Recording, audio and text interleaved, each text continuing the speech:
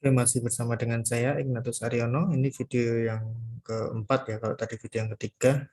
Ini video yang keempat tentang sistem informasi manajemen, chapter 1.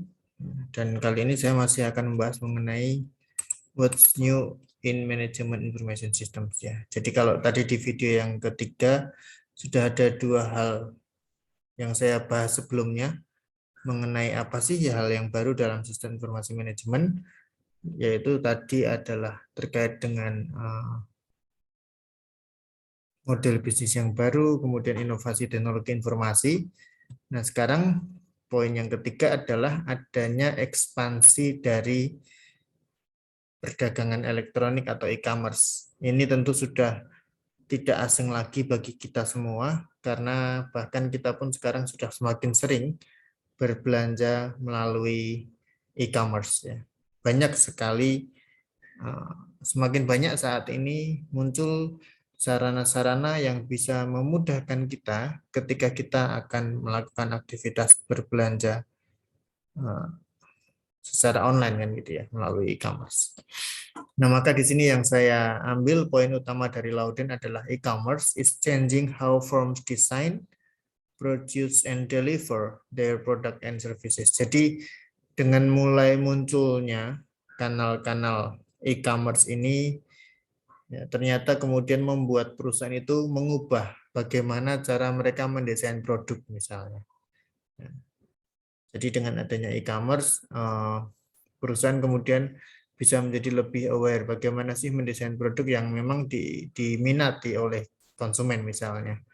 Kemudian perubahannya juga termasuk dalam hal bagaimana proses produksi yang dilakukan, serta bagaimana mengirimkan atau mengantarkan barang produk atau layanan mereka kepada pelanggan. Di Indonesia sendiri, layanan e-commerce sudah mulai banyak ya, ada Bukalapak, Tokopedia, kemudian Shopee, dan lain sebagainya. Semua memiliki kelebihan dan kelemahan masing-masing, tetapi pada dasarnya adanya ekspansi e-commerce ini memang sudah tidak terelakkan lagi saat ini, ya. Termasuk ketika kondisi pandemi ini sangat memudahkan kita untuk memenuhi kebutuhan kita sehari-hari. Ya. Bahkan kalau di prodi akuntansi, di prodi kita, di Sanata Dharma itu juga sekarang semakin banyak riset-riset yang objeknya adalah e-commerce. Ini menunjukkan bahwa memang ekspansi e-commerce itu semakin besar terjadinya, semakin masif gitu ya di sekitar kita, dan akhirnya mulai bermunculan perusahaan-perusahaan yang memang bisnisnya berfokus pada e-commerce. Kemudian poin berikutnya ya yang menjadi kebaruan dalam sistem informasi manajemen adalah adanya perubahan manajemen atau manajemen changes. Ya. Jadi intinya di era sekarang manajemen dari suatu perusahaan bisnis itu sudah mengalami beberapa perubahan. Yang pertama ini, manajemen is going mobile. Jadi sekarang kalau kita amati, cara mengelola suatu perusahaan itu bisa dilakukan secara mobile. Kalau zaman dulu tentu aktivitas pengelolaan perusahaan atau manajerial itu identik dengan manajernya harus berada di kantor dengan jam kerja tertentu dan seterusnya. Tetapi di era saat ini pengelolaan perusahaan bisnis itu bisa dilakukan secara mobile, terutama ketika memang aktivitas para manajer itu sangat banyak dan mengharuskan mereka rutin untuk berpindah dari satu tempat ke tempat yang lainnya. Ya, semuanya bisa dikendalikan, bisa dikelola melalui gawai smartphone yang mereka miliki. Kemudian perubahan yang kedua adalah manajemen related with online data in order to make an accurate and in timeline decisions ya. Jadi di era sekarang perubahan manajemen itu juga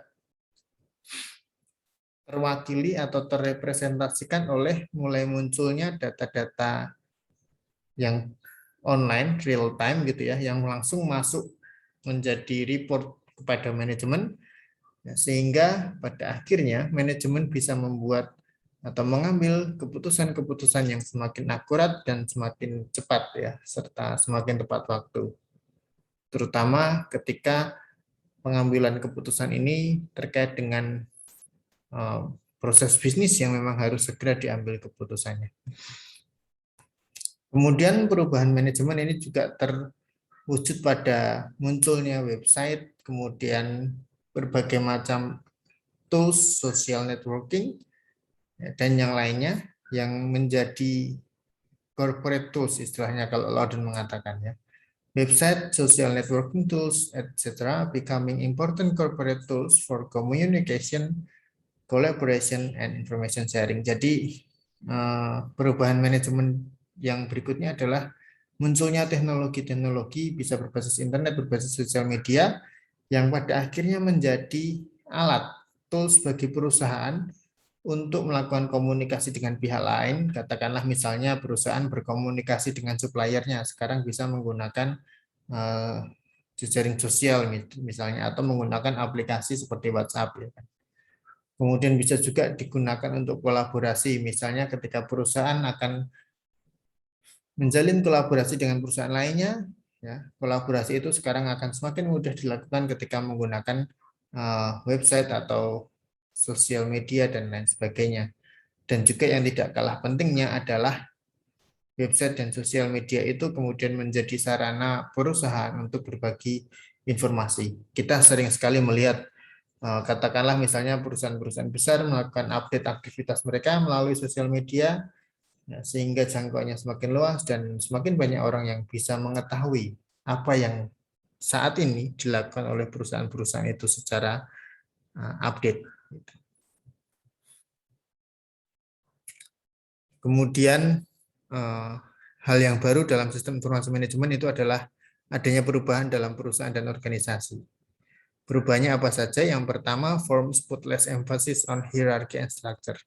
Ya, di era sekarang, ketika teknologi semakin berkembang, ternyata yang terjadi adalah perusahaan-perusahaan itu semakin tidak terlalu mengandalkan hierarki dan struktur yang rumit. Gitu ya. Nanti kita akan melihat bahwa ternyata sistem informasi itu bisa membuat struktur organisasi perusahaan itu menjadi lebih pipih, gitu ya. Menjadi lebih datar. Tidak terlalu banyak hierarki yang terjadi di dalam organisasi di era sekarang.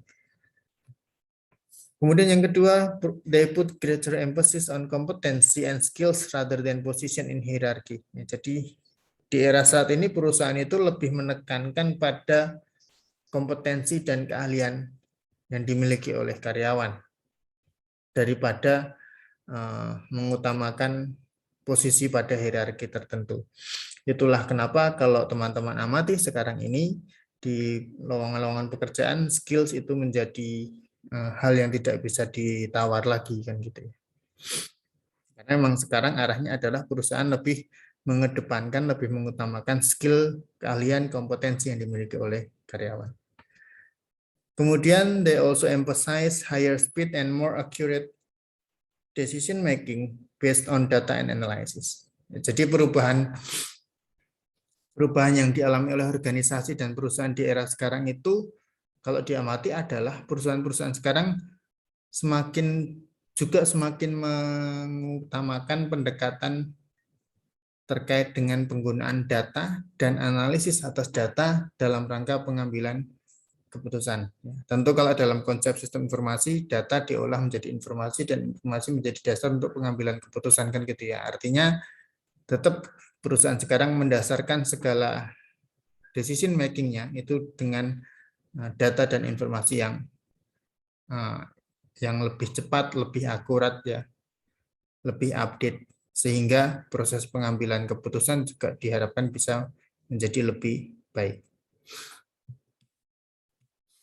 Kemudian masih dalam hal perubahan dalam perusahaan dan organisasi, ya, companies, firms, and organizations are more aware of changes in technology, consumer attitudes, and culture.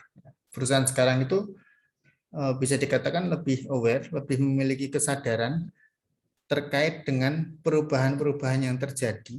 Misalnya dalam hal teknologi, kita bisa lihat lah di sekitar kita bahwa perusahaan itu untuk update teknologi mereka juga akan cenderung lebih cepat ya, lebih sadar, lebih aware. Mengupdate atau mengupgrade teknologi yang mereka miliki agar semakin dapat digunakan untuk menjalankan proses-proses bisnis yang memang berubah karena adanya perkembangan teknologi.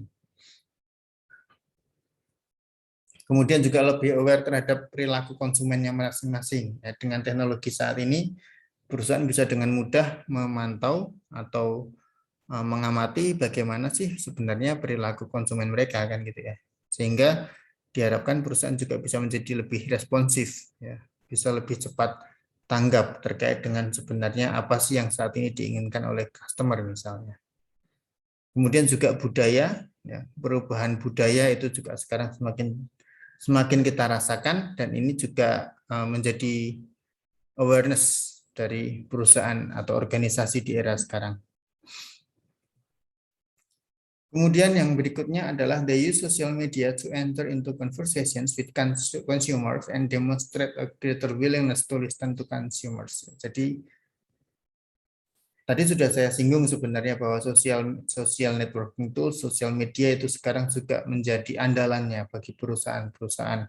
Ya, dulu mungkin kita tidak pernah membayangkan perusahaan itu akan eksis juga di sosial media gitu kan. Ya, tetapi sekarang yang terjadi adalah perusahaan juga menggunakan sosial media untuk bisa semakin dekat dengan konsumennya. Mereka bisa mendengarkan keluhan konsumen secara lebih real time dan juga diharapkan perusahaan bisa semakin fast response gitu ya, bereaksi dengan cepat ketika memang ada keluhan dari konsumen yang harus segera ditanggapi, kemudian juga bagaimana masukan dari pelanggan terkait dengan produk atau jasa yang mereka tawarkan. Jadi dengan adanya sosial media platform ini bisa kita bilang lebih mendekatkan perusahaan dengan konsumen mereka masing-masing.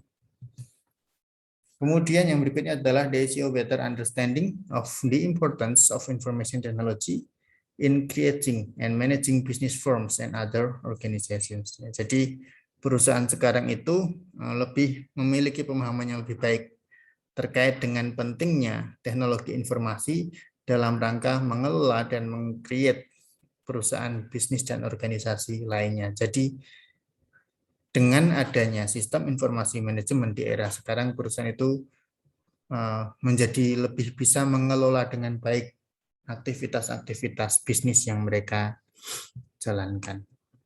Nah, ini adalah video yang keempat mengenai apa saja sih hal baru yang muncul pada sistem informasi manajemen. Setelah ini, video berikutnya saya akan sedikit menjelaskan mengenai